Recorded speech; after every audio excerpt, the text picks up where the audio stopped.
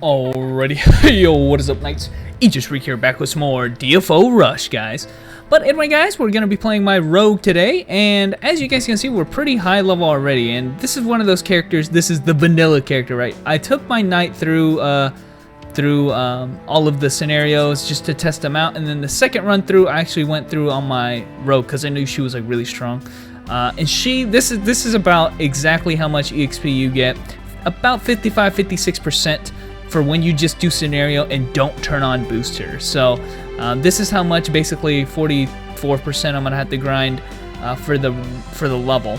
Now I've done I don't know how many videos I've done so far on the series, but so far I haven't really been as efficient as possible. And I bet you, I mean, I'm doing all of these pretty much at once. hate to burst your bubble on that, but I'm not getting all of your guys' feedback until probably after all of these like 8 videos at once. But one thing I'm not doing is using this growth potion, which it only costs 10 mileage and it lasts for 30 minutes. So I mean, this is really cheap. In fact, I'm going to be doing 10 runs anyway to pay for the 10 mileage it costs to buy this. Now at the end of the day, I'm probably, you know, you can only get 30 mileage a day, so I guess I can buy 3 of these for free technically. But guys, we're going to use that this time for, you know, the rest of this EXP. But you guys can see I've already done all of the main storyline quests. I don't think I've done the dimensional seal. See, this is right after.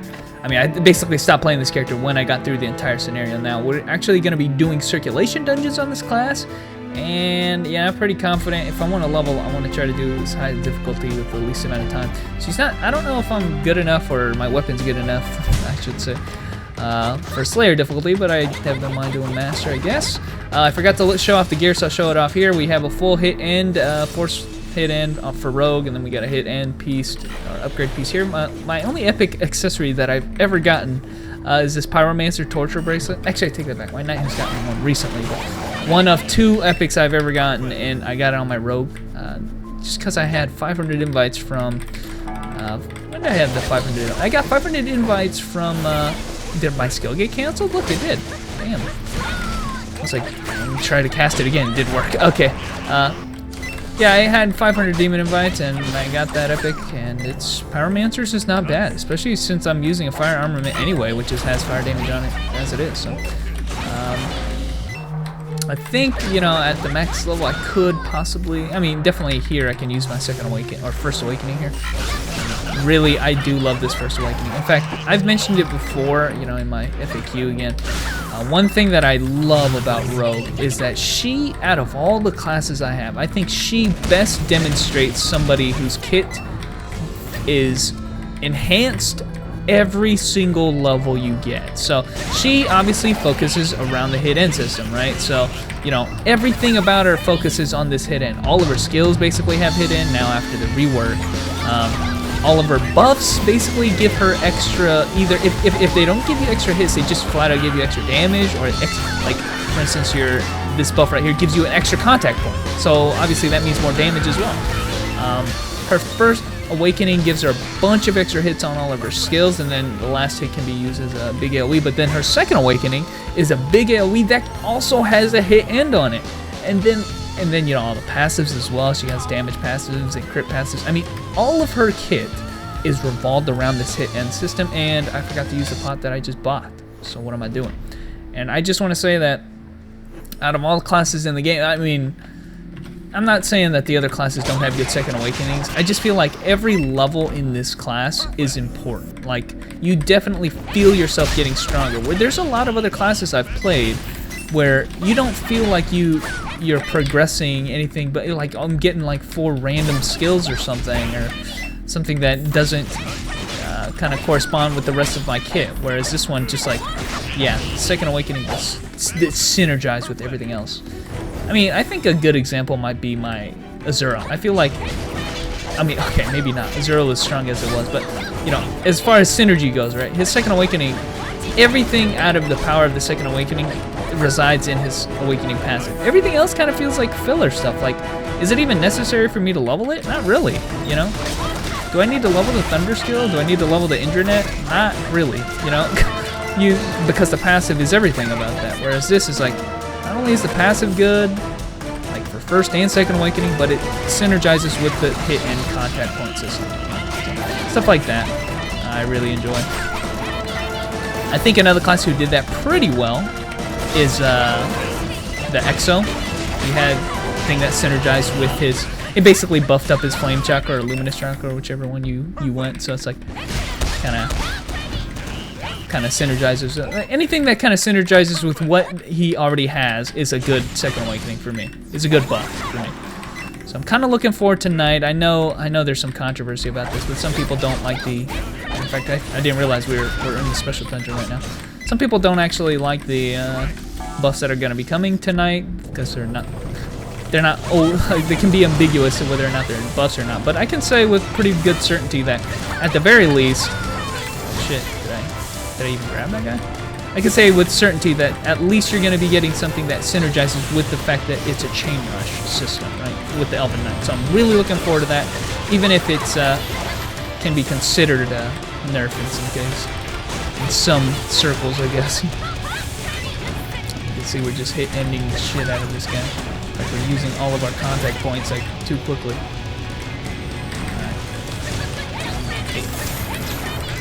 See, this is a class that has so much, that can do so much burst so quickly, right? Because she has that. Oh, shit. And he's actually grabbing the wrong way. Can I actually hit him from this side? I really do love. Well, good thing I have double jump, and it didn't help me anyway because I fucked up. One thing I am noticing though, I don't know if this is just me. Maybe if you guys play Rogue.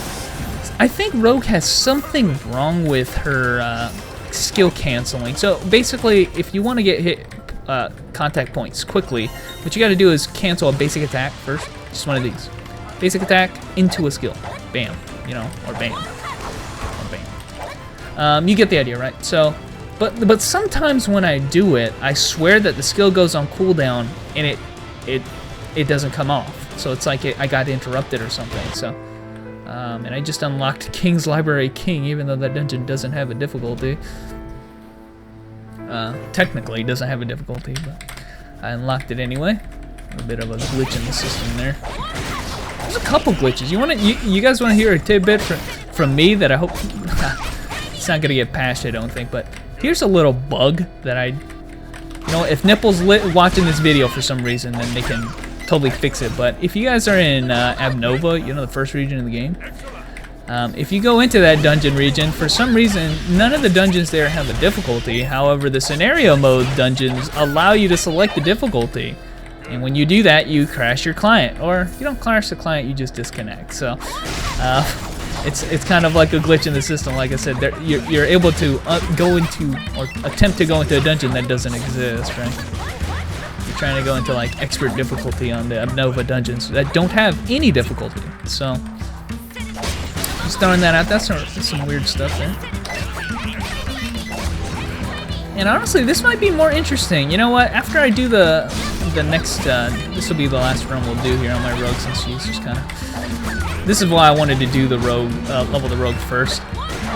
She really is one of the strongest classes I have at regular instance dungeons right now. Just so geared, but also her kit is just so strong, man. And the fact that I have hit in, which is so easy to get. Anyway,